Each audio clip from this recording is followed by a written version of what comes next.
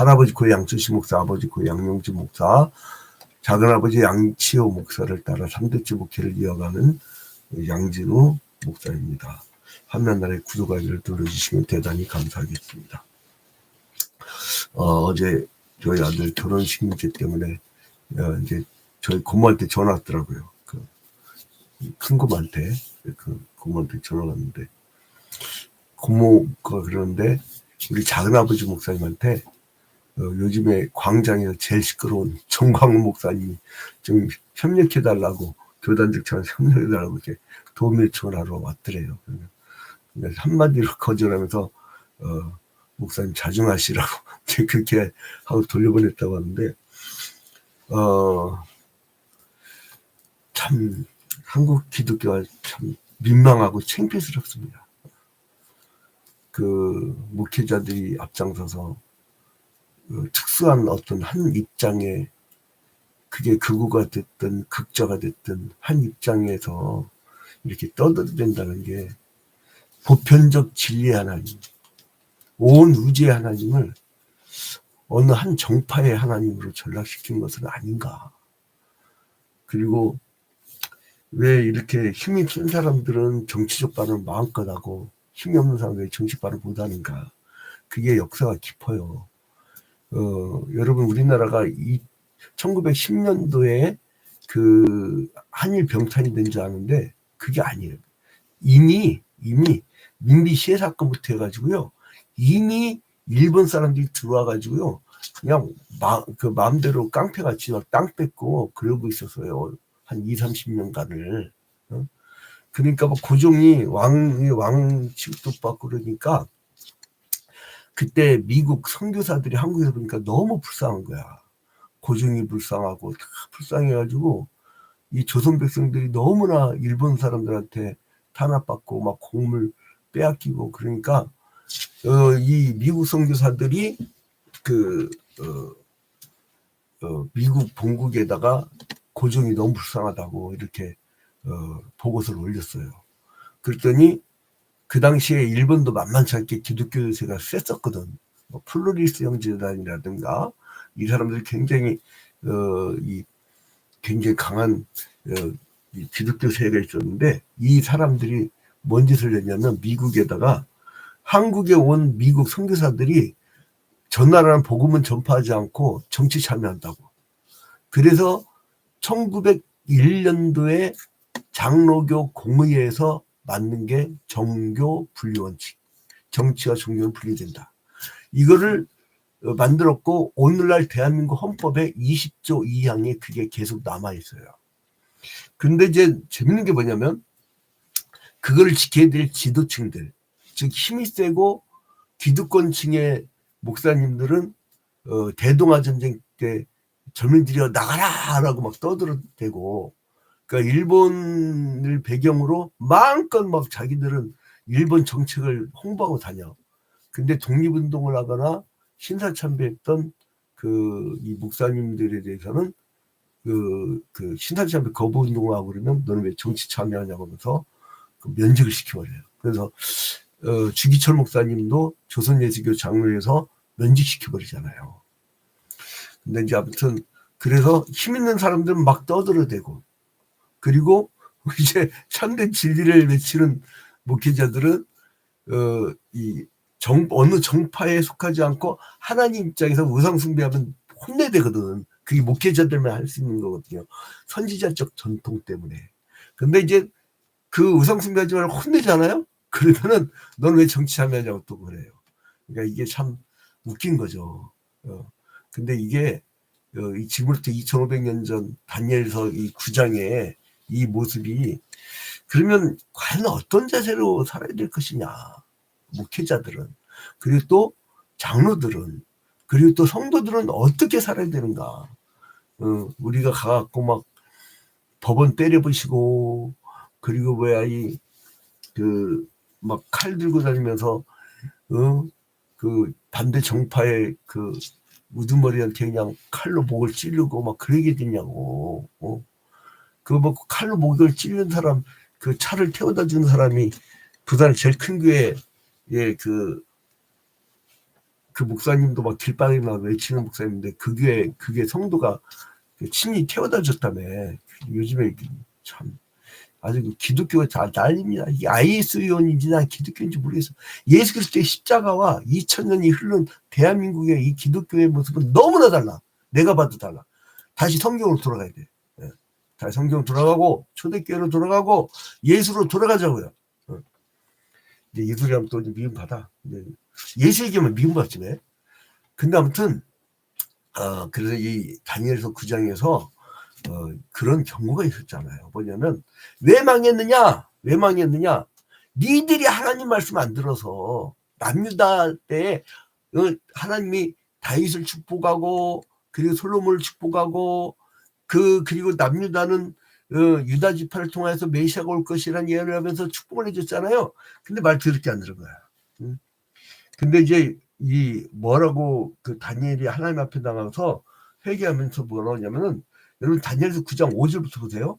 우리는 이미 범죄하여 패역하여 행악하며 반역하여 주의 법도와 규례를 떠나 싸우며 틀린 말하는 하나님을 섬기는 나라의 모습이야. 이게 왜 망했느냐? 이 민족이 왜 바벨론으로 포로로 끌려갔느냐? 범죄 때. 아니 하나님 섬기는 인간들이 범죄면 되겠어요? 패역했대, 행악했대요, 반역했대요, 주의 법도와 규례를 떠났대요. 하나님 말씀 듣지도 않아. 그리고 6절에 우리가 또 주의 종 선지자들이 주의 이름으로 우리 왕들과 그들 고관과 조상들과 온 국민에게 말씀한 것을 듣지 아니하였나이다. 이게요, 그 목회자들은 어느 정파에 속해갖고 어느 한 입장이 대변하는 게 아니고 성경에 나와 있는 보편적 하나님의 그 통치하심, 우주적 통치하심을 보면서 만약에 우상숭배라든가 주술사가 판친다든가 그럴 때 혼내버리는 거예요. 그걸 또 듣지 않았대요. 응? 듣지 않았대요. 그렇게 해서 어떻게 됐냐? 7절 보니까 주여 공의는 주께로 돌아가고 수치는 우리 얼굴에 돌아옴이 오늘과 같아서 유다 사람들과 예루살렘 고민들과 이스라엘이 가까운 곳에 있는 자들이나 먼 곳에 있는 자들이 다 주께서 쫓아내신 각국에서 수치를 당하여 싸우니 있는 그들이 주께 죄를 범하였습니다. 죄를 범하였으니까 그 포로 끌려갔지. 그래 포로 생활 가운데 있었는데 포로 생활한 지 한 63년쯤 됐어요. 67년 죄송합니다. 67년쯤 될 때 그때 이제 다니엘서 9장의 내용이 나온 거예요. 그러니까 몇 년 만에 포로에서 돌아가요? 70년 만에. 그러니까 얼마 남았어요? 한 3년쯤 남았는데 그 알게 뭐야? 당장 내일 일 어떻게 무슨 일이 벌어질지도 모르는데 청주에 트럭 운전수들이 모여있는 집성촌이 있어요.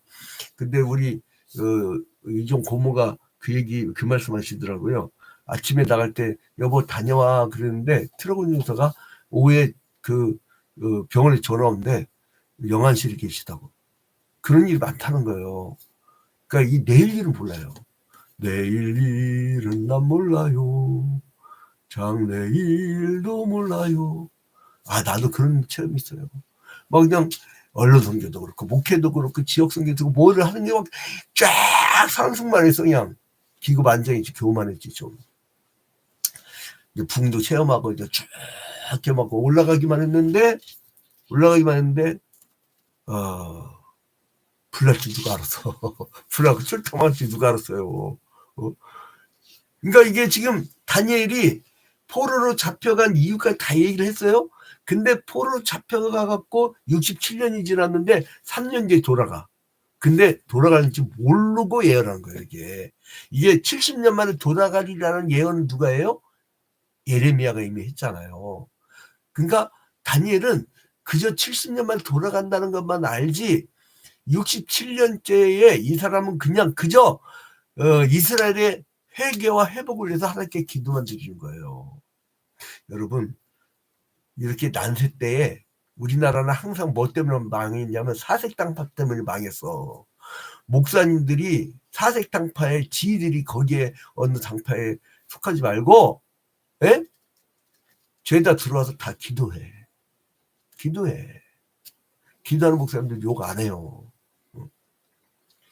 자, 그런데 그 기도 응답으로 72일에 대한 응답을 한다는 게 이명이에요. 근데 여기서 우리가 참 헷갈리게 나와요. 1절에 보니까 메대 족속 아하수에로의 아들 다리오가 갈대 나라 왕으로 세움을 받던 해 첫해. 여러분 6장에도 나오고 아니다 8장 나오고 7장에 나오고 이 다리오 왕도 나오고 아하수에로 왕이 분명히 에스더스에도 나오잖아요. 근데 여기 보니까 메대 족속 아하수에로 왕이래. 이거 뭐 어떻게 된 거야? 그게 헷갈릴 이유가 있어요, 여러분. 명사는요, 보통 명사와 고유 명사가 있어요. 고유 명사는 양진호 특정한 존재를 얘기할 때는 고유 명사예요. 하나밖에 없잖아요. 그 고유 명사인데 보통 명사는 뭐냐면 대통령 그러면 그 보통 명사잖아요. 윤석열도 대통령, 문재인도 대통령, 이 박근혜도 대통령, 이명박도 대통령, 저희 노무현도 대통령, 김대중도 대통령, 김영삼도 대통령. 그러니까 그 김영삼, 김대중, 노무현, 이명박, 박근혜 이건 고유명사예요. 근데 보통 명사가 뭐냐면 그게 바로 대통령이란 거예요. 그거 마찬가지예요. 그렇게 이해하고 보시면 돼요. 자, 이제 여기가 지중해가 있고 여기가 이제 요단강이 있고 여기 홍해가 있고 애굽에서는 왕을 보통 명사를 뭘로 썼냐면 파라오. 이거를 우리 한글 성경에 뭐냐면 바로라 해서 바로 왕. 이게 보통 명사예요. 그러니까 아멘호텝이냐 투투모세 1세냐 2세냐 3세냐 이게 요거 차이지 고유명사 차이지 그냥 보통 명사 바로예요. 그러니까 바로 그러면 어느 시대인지 몰라요. 그리고 바벨론 포로로 끌려가잖아요. 바벨론으로 포로 끌려가요. 그 이제 여기서 포로 끌려간 다음에 그 다음에 메대와 바사가 나타나요. 메대와 바사. 근데 여기 희한한 게 뭐냐면 여기서 우리가 이제 여기서 헷갈리는 게 사람들이 헷갈리는 게 뭐냐면 아니 메대 다리오 왕을 보면 성경에 고레스 왕하고 같은 의미 같아. 그 맞아요. 맞는 얘기예요. 근데 왜냐면 이 메대의 왕의 보통 명사가 다리오예요. 보통 명사. 그러니까 이거를 그 세계사 측에서 보면 다리우스로 나와. 다리우스. 이게 보통 명사예요. 그러면 바사가 페르시아잖아요. 페르시아의 보통 명사가 뭐냐면 보통 명사가 페르시아 바사 왕국 아하수에래요. 아하수. 그러니까 여러분 이제 간단히 정리하면 메대의 왕의 보통 명사 다리우스고 다리오 이게 보통 명사예요. 페르시아의 보통 명사는 아하수에로 왕이에요. 아하수에로. 그러니까 그 밑에 다른 왕이 나와도 아하수에로 왕. 또 그 밑에 사람이 나와도 아하수에로 왕. 이렇게 생각하면 돼요. 그리고 이제 메대의 다리오 왕 이렇게 생각하면 아주 문제가 간단하게 해결돼요. 그러니까 여기서 일체 헷갈릴 거 없어요. 메대 족속 아하수에로의 아들 아하수에로. 여기서 아하수에로 왕은 에스더서에 나오는 아하수에로 왕 그 고유명사로는 그 사람이 아니에요. 보통 명사로는 그냥 이 페르시아의 그 왕을 얘기하면 됩니다. 그래서 그 아들 다리오가 갈대 나라 왕으로 세움을 받던 첫 해, 곧 그 통치 원년에 나 다니엘이 책을 통해 여기 그러니까 여러분들이 보통 명사 다리오일 사람도 있었지만은 그러나 보통 명사를 썼을 때도 있고 이제 이게 막 헷갈려 버리는 거예요. 그러니까 그럴 때는 간단하게 그냥 대통령이 나타나셨구나 이렇게 생각하면 아주 간단합니다. 그럼 다리오 원년은 언제예요? 이게 이제 한 539년이나 538년 기원전 BC 539년 538년으로 생각되는데 그러니까 뭐냐면 다니엘이 포로를 끌려간 지 67년이 지난 그것도 요야긴 왕이 포로가 된 지 59년이 지난, 그죠? 역대 이제 우리가 36장이라든가 에스겔 1장 1절에 보면, 그 다음에 남유다가 몇 년대 망해요? 기원전 586년에 망하잖아요. 하도 들어왔고 이제 다 외웠을 거야. 북이스라엘 몇 년? 기원전 721년. 남유다는 기원전 586년. 하도 많이 들었고 이제 여러분이 안 까볼 거예요. 자, 그렇게 이제 이 세월이 지났어요. 세월이 지나고 나서 이제 다니엘이 기도하다가, 아이고, 예레미야가 70년 만에 돌아간다고 했지, 이거를 깨달은 거예요. 그러니까 그리고 나서 특별 기도를 드린 거예요.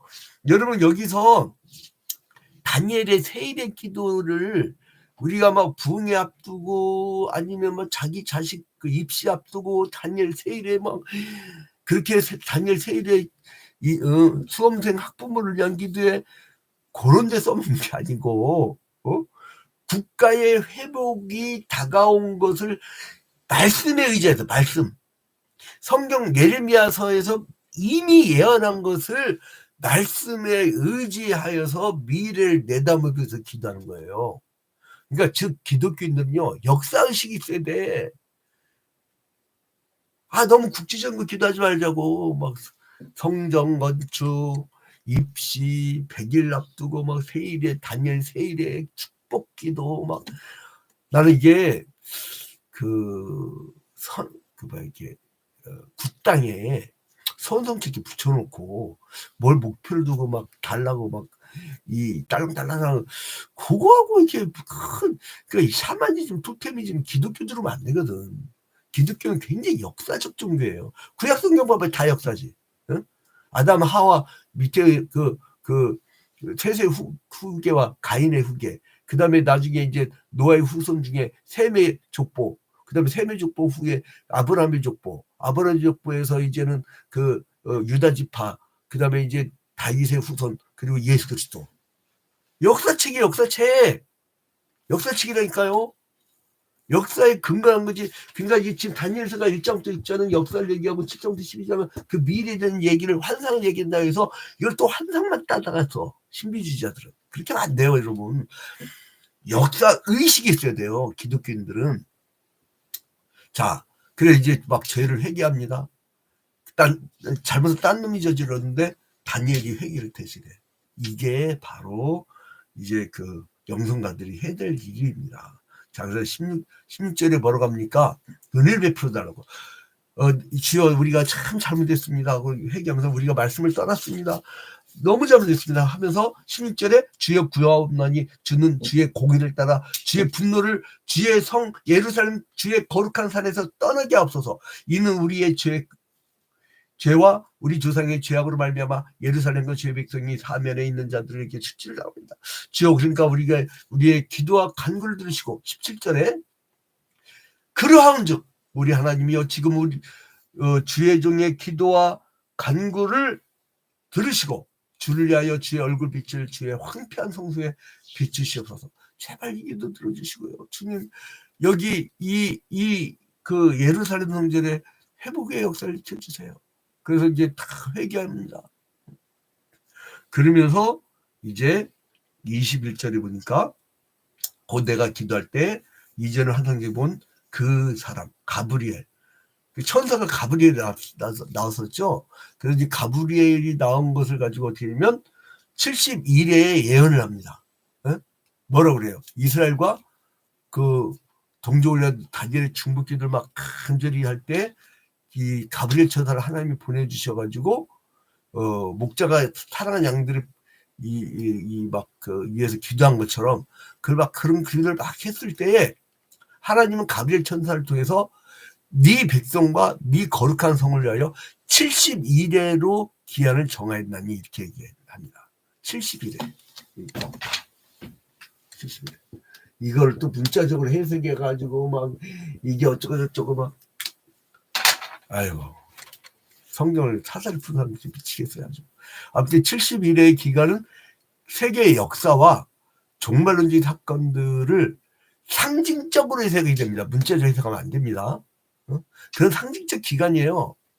그래서 다니엘은 예레미야의 70년에 관한 예언이 선민들이 포로로 끌려갔을 때라도 나중에 그것이 반드시 이루어진다고 하는 그 계시였던 거예요. 응? 나중에 가브리엘이 언제 나타나요? 예수 그리스도가 초림할 때, 예수 그리스도 탄생하시기 전에 그때의 수태고지하잖아. 수태고지를 탄생하실 것이라는. 자, 그래서 이제 여기서 이제 이 사람이 이 70일의 예언을 이제 듣게 됩니다. 그래서 이제 바벨론 이제 그 고레스 칙령으로 이 사람들이 다시 돌아가잖아요. 그래서 이제 바벨론에서 돌아와서 성전과 성벽을 중건할 때 겪었던 핍박의 기간을 내요. 짧게는. 그리고 멀리는 대환란과 마지막 날을 바라보게 돼요. 또 조금 더 이때로부터 조금 더 멀리로 가면 티투스 장군이 그 예루살렘 성전을 함락시키잖아요. 그리고 이제 그러니까 아무튼 고난의 기간을 생각해요. 고난의 기간. 그거를 미리 예측한다는 거예요. 자, 그래서 여러분 성도로 살다 보면 고난을 당합니다. 고난 당해요. 밑바른 소리 해봐요. 당하지. 권력 앞에서 비벼대면은 그거 누가 핍박하겠어요? 응? 뒷돈 살살 빼먹고 그러면 나라는 망하는 거예요. 응? 마약사범들하고 손잡고 막 별짓들 다 하고 무당들하고 손잡고 막 응? 어디 뭐 석유남이 어쩌네 막 사기 쳐먹고 이러면 안 됩니다. 이러면 진짜 아무튼 그래서 마지막 날이 심판이라는 걸 알고 우린 기도 생활 응? 원점으로 돌아갑시다. 우리 목사님들 그리고 장로님들 그리고 모든 성도들 원점으로 돌아가자고.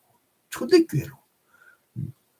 하나님을 섬기는 성도들이 세계 도처에 있지만은 기도 생활에 승리한 사람들은 몇이 되질 않아요. 많지 않아. 다니엘의 기도를 본받아서 참된 기도로 먼 역사의 뒤안길까지 내다보는 그런 응답이 있기를 주님의 이름으로 축원드립니다.